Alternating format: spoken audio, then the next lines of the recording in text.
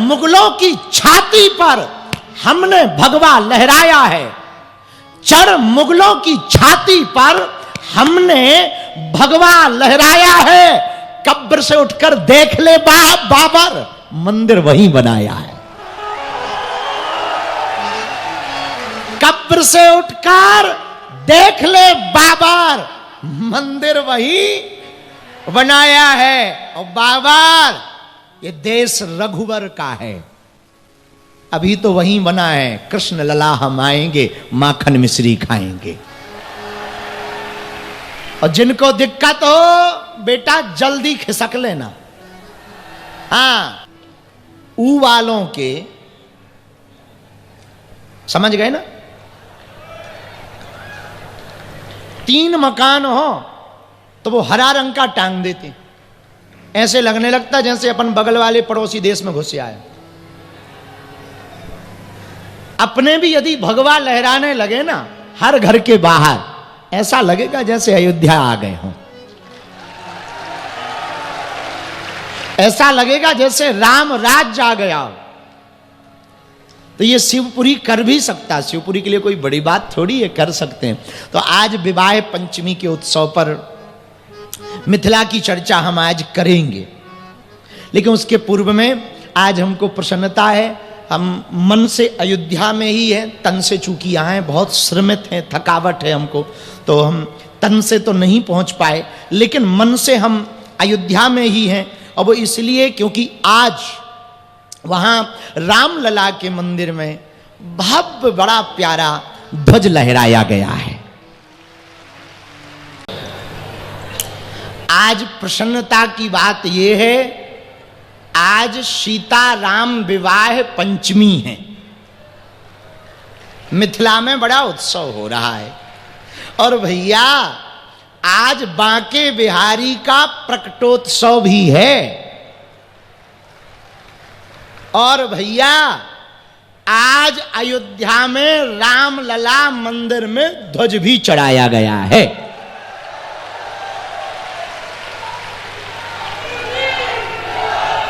और आज शिव की नगरी शिवपुरी में कथा का दूसरा दिन भी है।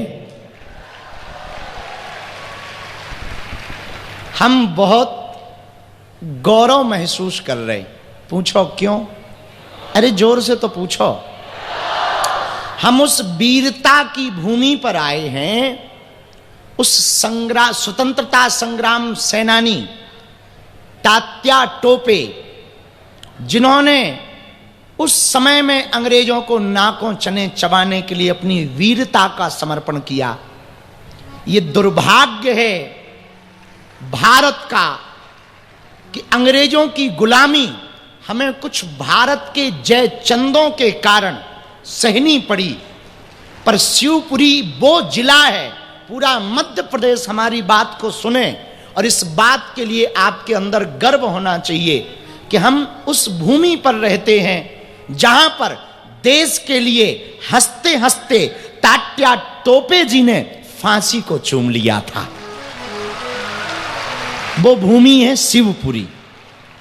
यही वो नगरी है जहां पर उन्होंने देश के लिए उस गुलामी की जंजीरों से भारत को बचाने के लिए प्राण त्याग दिए, पर भारत आजाद हो जाए ये प्रण उन्होंने ठाना था।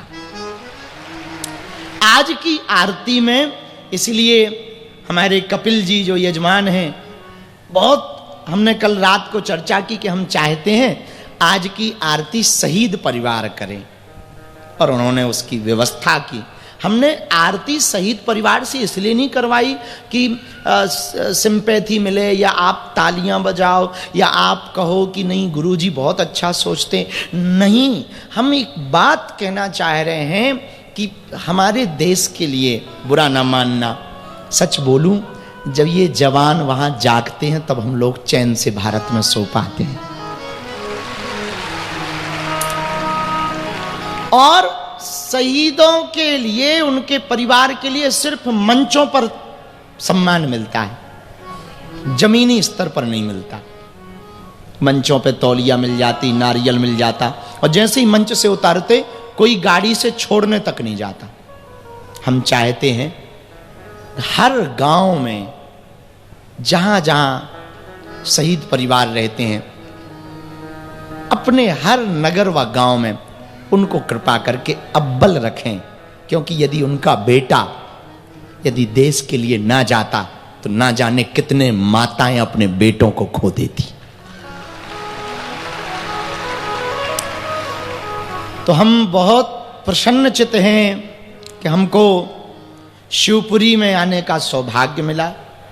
दूसरी गौरवान्वित बात यह भी है,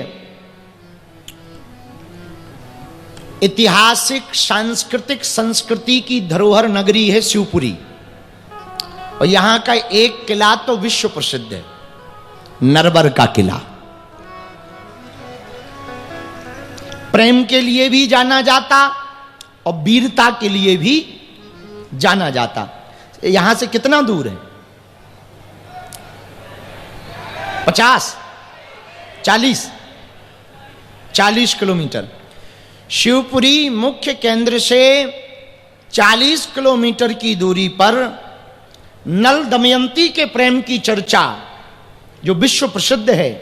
दमयंती जो देवताओं को भी बुलाने में सामर्थ्यता रखती थी, देवताओं से कार्य कराने की शक्ति जिनके पास थी, ऐसी दमयंती और नल के प्रेम की प्रतीति का, वीरता की प्रतीक, शौर्य का प्रतीक यदि कहीं किला है तो वो शिवपुरी में ही है। ऐसी शिव की नगरी शिवपुरी में श्रीमद् भागवत कथा का आयोजन हो रहा।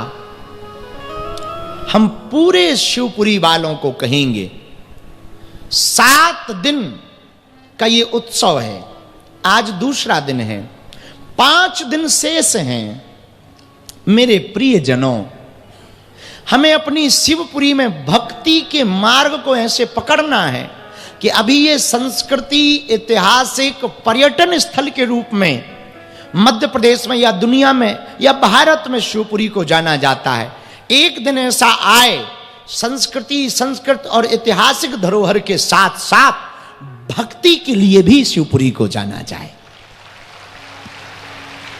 और उसका एक उपाय तो है जो किया जा सकता, शिवपुरी को भगवा किया जा सकता है। शिवपुरी के हिंदू प्रण लेकर अपने घरों पर भगवा ध्वज हर घर पर लगा दें। ये तो पक्का है। अभी रामलला के यहां पर आज देश के यशस्वी माननीय प्रधानमंत्री जी ने भगवा ध्वज लहराया, सब अयोध्यावासी वहां गए।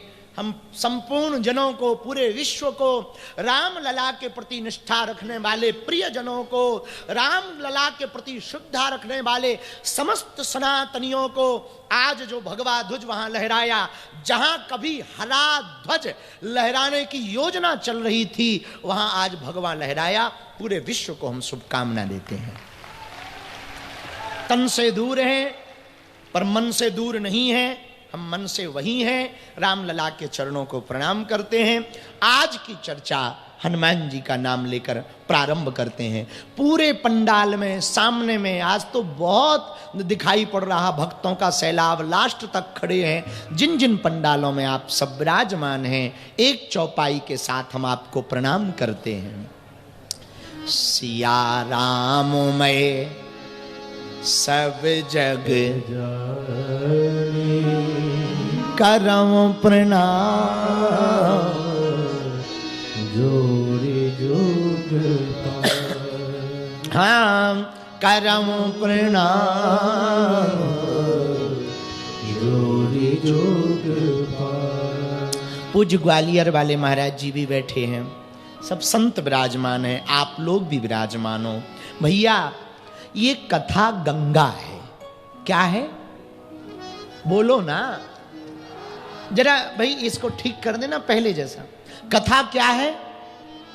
गंगा है। फिर से बोलो, कथा गंगा है। गंगा 2 हैं, एक भगीरथी गंगा, एक कथा गंगा। भगीरथी गंगा जो निकली, जो वो भगवान के चरणों से निकली, लेकिन ये जो कथा गंगा है वो वेद व्यास जी के हृदय से निकली।